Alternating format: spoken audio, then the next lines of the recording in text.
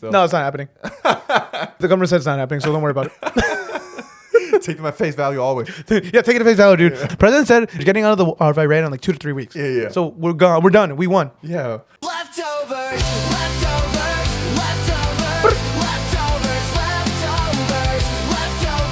Ah, punch right here.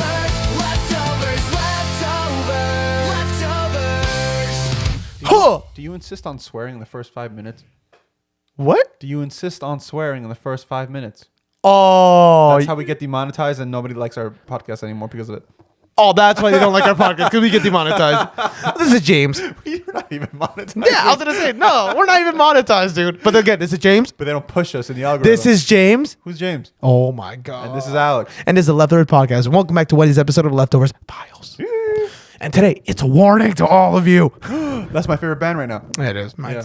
I like them too. Yeah, Not my favorite, but I like them too. You know what? I think they might be my favorite right now, actually. I think so, because you constantly talk about them. Yeah, all the time. Yeah. All I do is watch their videos over and over. Yeah, and you just come over to my house and then you show me like, hey, watch this video. Yeah. Yeah. Yeah. I'm putting you on. You're not putting me on to something I already know about. No, because if you knew about it, you would have putting me on because you know that they're so good. No, because I just don't. No, I didn't put you on, actually. Exactly. I don't know why I didn't do that. 'cause you're I'm sorry. trash. You know what? I'm sorry. I'm a bad person. You are. But today's a warning because in 2 years, Alex, you know what's going on in the United States? 2 years. Let me see. Death. Of what? Massive amounts of death. Okay. Well, you might be right Yeah. because the Summer Olympics are coming to LA, right? The Summer Olympics? Yes. Why are we getting all the Olympics? We're only getting this one. No, because we got the winter one. I dare you right now to Google where the Winter Olympics just were. Was it in Milan? Yeah. I did see the articles about the agents of... ICE. Yeah, and they were in Milan. Or Homeland Security, whatever. Yeah. But yeah. So, no, we're not getting all the Olympics. Oh. Okay.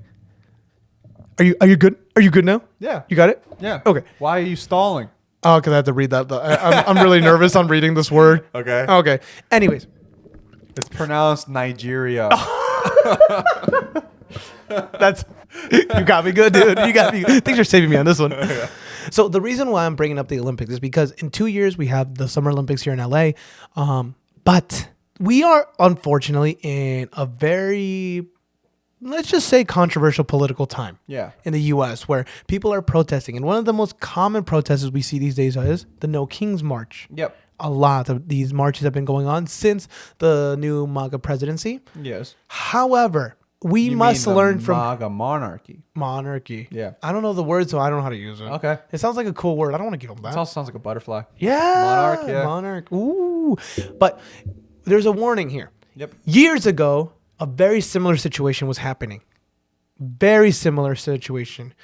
In October 2nd of 1968, in Mexico City, a plaza filled with protesters, students, families, people who were just listening, no weapons, no violence, just peaceful marching and protesting, died How?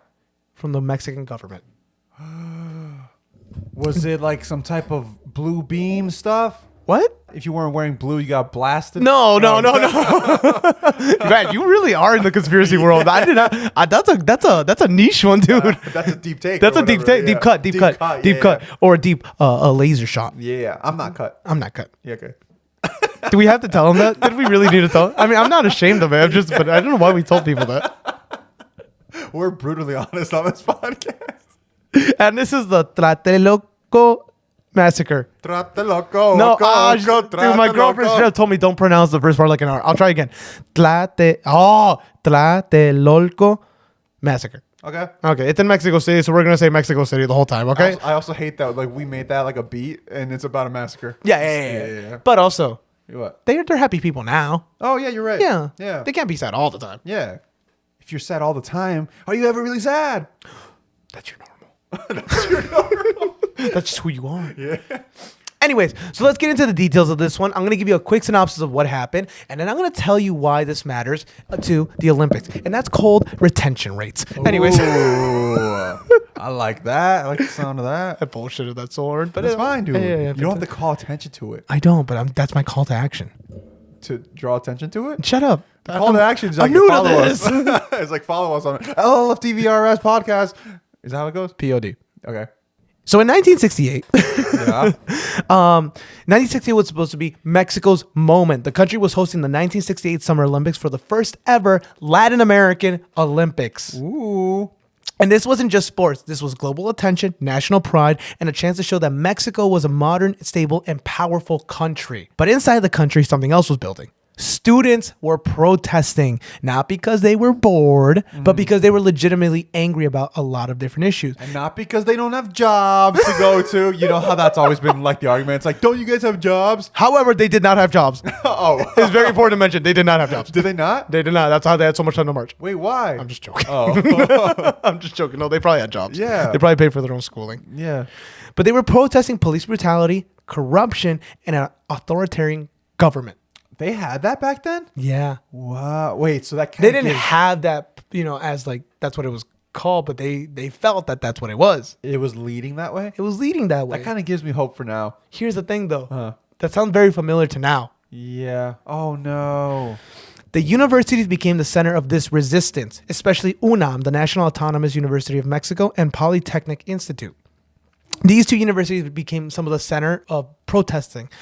But this is where it gets very weird because the president at the time, Gustavo Díaz Ordaz, he did not see the protest as a serious issue. What he saw it as rebellion and people trying to overtake the government. Ooh. So what did they do in response to all of these marches? They militarized. Did they send like their army into like the cities? Exactly. Wow. They saw this as a threat to order, and since the Olympics was coming up, they needed peace in the country, and then basically they needed everyone to shut up and get with the program. Because everyone's attention's here, so it's just like, okay, we need to like look good for, because everyone's has their eyes on us right now, And they're coming. Yeah, if Everyone's about to show up. it's like when you're like, it's like Thanksgiving and you have the people over and like everyone just got into a fight at the house and it's like, no, people are gonna be here in 30 minutes. Clean up. Shut the fuck up and vacuum the couch. Put a smile on your face. Put a fucking smile on your face. I swear to God. I swear to God. If you don't fucking I will fuck this turkey. I swear to God, if you can't handle this, I will fuck the turkey, dude.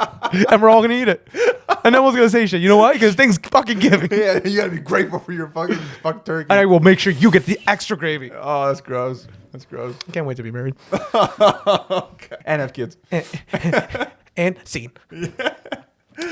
By late summer 1968, protests grew into giant marches. Tens of thousands of people were in the streets protesting, and students were organizing not just in Mexico City, but across the entire country now. The government escalated things. They had tanks enter Mexico cities, soldiers were occupying campuses, and students were arrested in large numbers to disable their groups, basically. Yeah, because basically like a fear tactic to be like, hey, we're arresting all of these people. If you keep doing it, you're next. Well, yes and no. They were looking for the heads of these marches and like these communities to basically tackle it for the head and destroy it from the top down.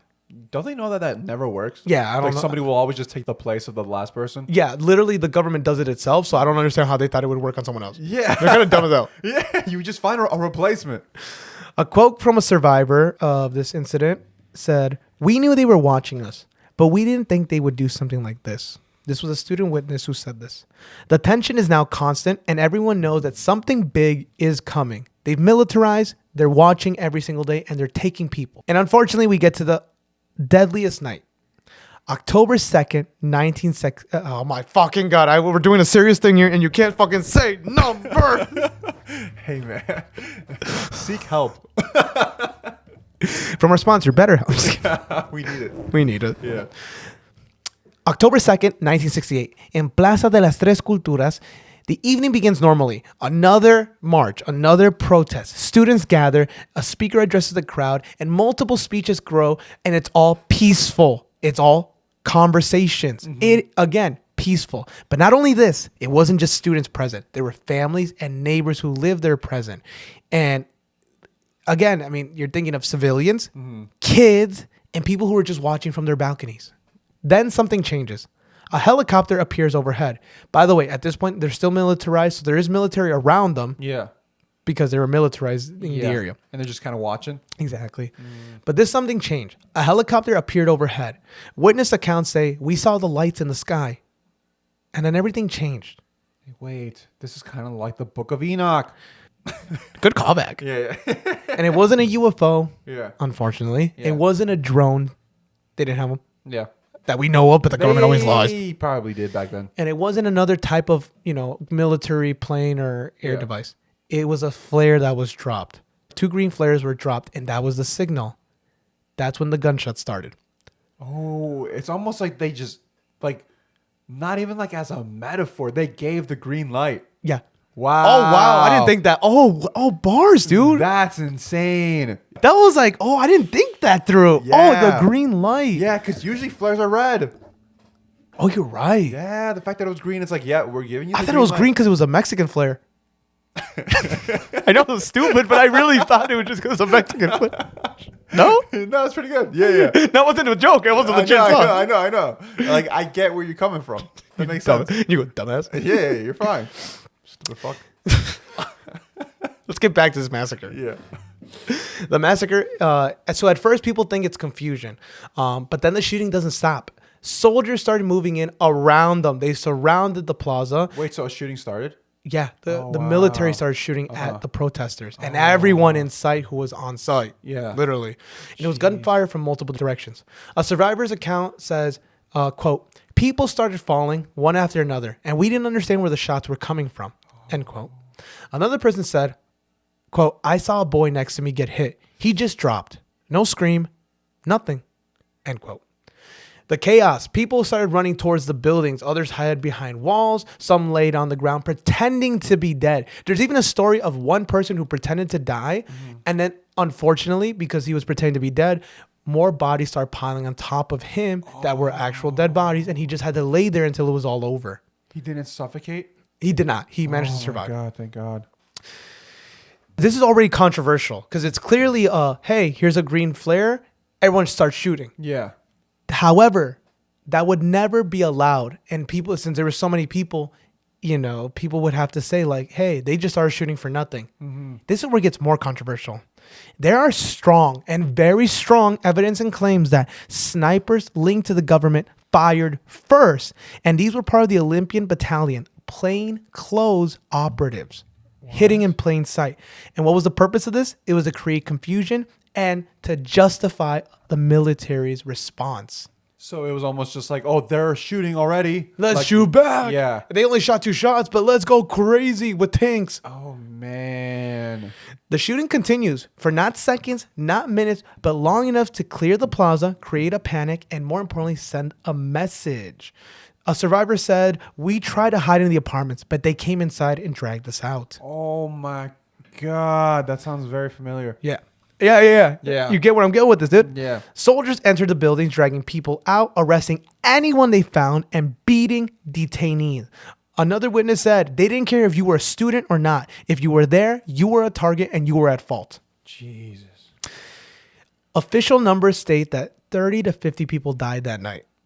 But that's the government's number. Oh, so they're not going to tell the truth. Witness estimate that 200 to 300 people were killed. However, new testimony now says that the death rate was likely 600 plus. Jesus. It's so true with what they say where like the winners tell the history. Yes. Because it's like, yeah, you go from 600 people that actually died and just be like, it was only like 50. Yeah, that's one of the biggest. There's another quote that I didn't include, but he was basically saying like, there is no way that only like 2 or 3 dozen people died. Yeah. We saw bodies on the ground. Here's what happened. The bodies immediately after were removed very quickly. They were loaded onto trucks and they were never fully accounted for. They cleaned up the plaza overnight. They sprayed off all the blood. They did a full cleaning. That's the thing too, with like if you have this idea that like you're gonna go in and like wipe out a bunch of people, you also have to take into account that they're gonna have like a plan for like the cleanup right afterwards. Exactly, which only instigates more that this was not just a random shooting or the military got tired of waiting. Yeah. This was a plan. Yeah. Aftermath. The next morning, the government controls the narrative. The official story is that the students provoked violence and the military acted in self-defense. What actually happened? The journalists were silenced. The journalists who saw what happened, they were not allowed to talk. Footage was taken and restricted, and families left without answers. You know what I was thinking about? Like you just said the word footage. They didn't have a whole lot of that back then. Nope. Now everybody has a camera. So like things like this don't just go under the radar. like people can try to control the narrative as much as possible, but there's going to be like at least like a dozen angles of everything that happens in a scenario like this here, you know? But in this current period, but back then you probably got maybe one, you know? Yeah. Damn, that's dark. It's a dark thing. People who were taken, arrested, and detained during this, there's a lot of different variations in the stories. Not because different accounts or because people remember differently, because different military people who were doing this treated these people differently. All bad, but in different ways. Some people right then and there, they got them naked and they shot them. Some people right then and there, they were beaten right then and there and just told to answer questions right then and there. But a lot of people were also taken. People who were quote unquote like heads of the organization, stuff like that, or people who they thought could get information from. They were tortured, they were beaten, both men and women. Kids, essentially, because they were students, were taken and tortured in some of the worst ways possible to get answers. And they were basically saying, tell us this name, say this name. They were forcing confessions out of these people. In these type of situations too, I feel like the government can be like, these were terrorist organizations as well, and like start playing like with the opinion of the common folk, you know, and just be like, oh, like this was a whole thing set up by like these terrorists, whatever. Yes. Wow. And this is 1968. Yeah. News does not travel fast enough. But here's the deal. 10 days later, the Olympics start. Oh no! I forgot about the Olympic part of this. The world showed up. Athletes compete. Crowds are cheering. Gold medals are won. And the city is still picking up the pieces of what happened. Wow. It gets even crazier because years later, there's a suppressed film that's going around. Oh, wow. Okay. It's called Rojo Amanecer. And what this film is, it's a film about the massacre. It's a recreation of what happened that night. Yeah. But it's told from inside an apartment overlooking the plaza as a bystander. Yeah. And this one's really important because it shows the event from a civilian perspective and captures the fear, confusion, and helplessness of the people that night. Yeah. The problem was the film was heavily censored in Mexico. It was nearly blocked from release, and it was made secretly with no budget. And it was legitimately secretly made. They never told people it was made because they were going to get in trouble for making it. Yeah. The scary thing is, even years later, the truth still can get you in trouble. Okay. Right? That's terrifying. Yeah. Now, you might think this is 1968 and the LA Olympics coming up. It's 2026. We have iPhones. We have phones everywhere. Yada, yada, yada. Yeah. This stuff could never happen. This is a common issue in Mexico. 2014, Ayotzinapa student disappearance. There's a whole book on this, and it's huge. 43 students vanished. They were also protesters, and also, I don't know they were protesting as hard as these guys, but they also were speaking up. Yeah. And I believe there were teachers in this one too. Okay. But they were detained by police, and allegedly they were handed off to cartels, but they were never seen again. The bodies eventually were supposedly all just burned. Yeah. Which probably means they were all killed and then burned. But it was a similar pattern. Students, the state got involved, the disappearance, and an unclear truth. Tlatelolco, I tried my best. That was really good. I feel like I've never heard the word, but that sounded like a real place. I tried, dude. Yeah. It sounded like a real place. Tlatelolco. I had it. Tlatelolco wasn't random. It was calculated, controlled, and it was political. You sound Italian. Yeah. Tlatelolco. But why is this important? Because students these days are protesting in the United States more and more. They're protesting against ICE. They're protesting against the president. They're protesting a lot. They're speaking. Kings thing, dude. It was huge, citywide. It's statewide, nationwide. It's everywhere now. Every major city had like tens of thousands of people like showing up in droves, just being like, "We hate this guy." Yeah. Yeah. Well, in Mexico, why do they keep going after students? Because it's not just these two incidents. It's a problem in Mexico. Wow.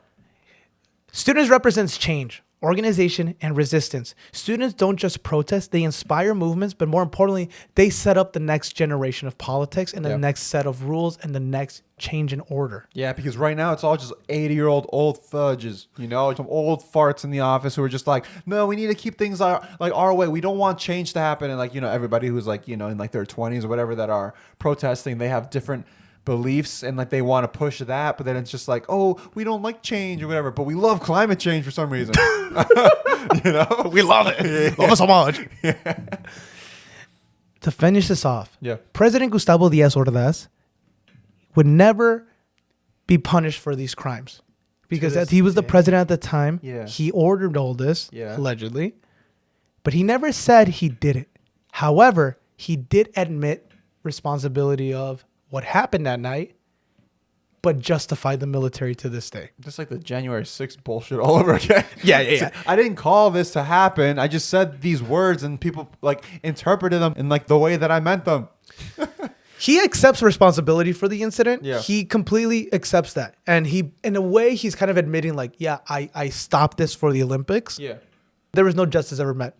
No matter what he said, he was never going to receive justice for this. The reason I bring this story up for the Leftovers Files today is only because we're unfortunately seeing a very similar pattern. Wow. We are getting close to the LA Olympics.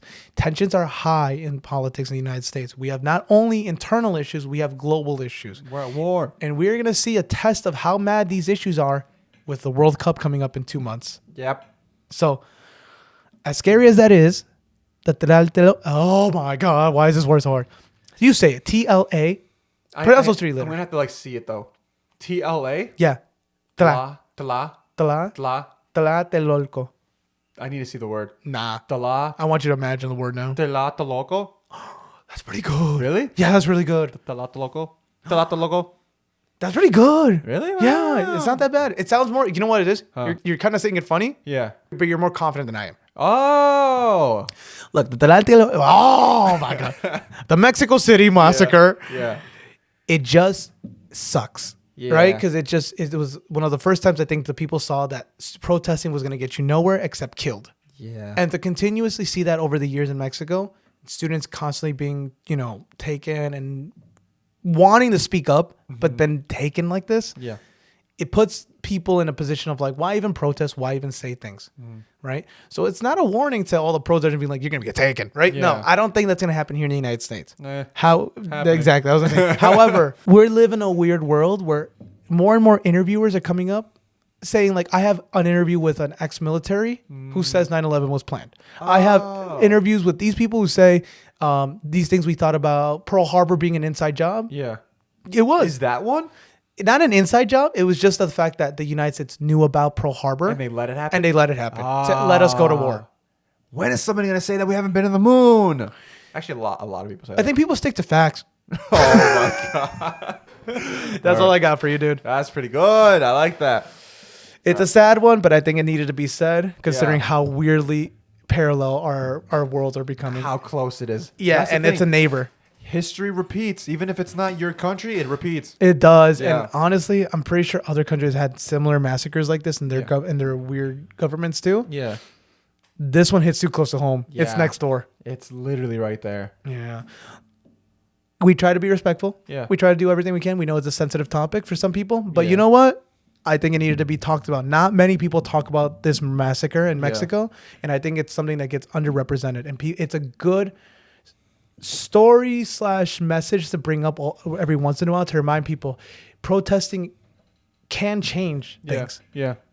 And Unfortunately, people will go down with it. Yeah, and also like the way that we handle it, we try to make sure that it's as lighthearted as possible. So we throw in like jokes and stuff, but we do know like how serious this actually is. Yeah, it is because it's happening now, but still. No, it's not happening. The government said it's not happening, so don't worry about it. Take them at face value always. Yeah, take it at face value, dude. Yeah. President said you're getting out of Iran in like 2 to 3 weeks. Yeah. So we're gone. We're done. We won. Yeah, dude, I saw the funniest joke about how he's just like, if you're president who is, who he is or whatever, he's saying that we're going to get out of this war. Just take into consideration the last time he got out of a war was Vietnam. And I'm like, that's a funny joke. That's a funny joke. I might have to get a picture of that quote and put it up on my wall. That's funny. Dang. Yeah. Follow us at LFTVR POD on TikTok and let us know down below. Have you heard about the Tlatelolco massacre? And do you think that there's any parallels to the real life issues going on in the U.S. right now? Obviously, with cameras and phones and a network of internet, it shouldn't happen. But you never know. Things still get spun certain ways. And you never know. What if our internet gets suppressed one day? Oh. The news doesn't get out of the United States. That's becoming more and more real. San Francisco's like in black right now, right? Is this San Francisco? Is it?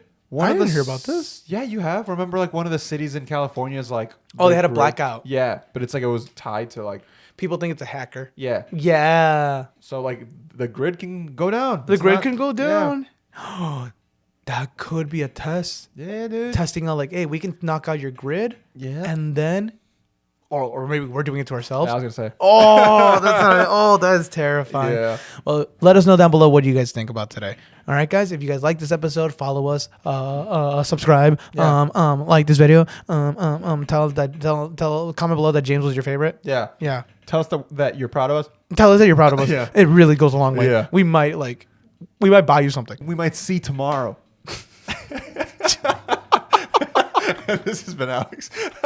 It's a leftover piles. I have no thoughts about doing any harm. Oh yeah. Because what did they take us out? Yeah. No thoughts. Yeah. No Often. thoughts in my head. No thoughts in my head at all, though. That part is true. No thoughts. Yeah. Often. Yeah. Leftovers.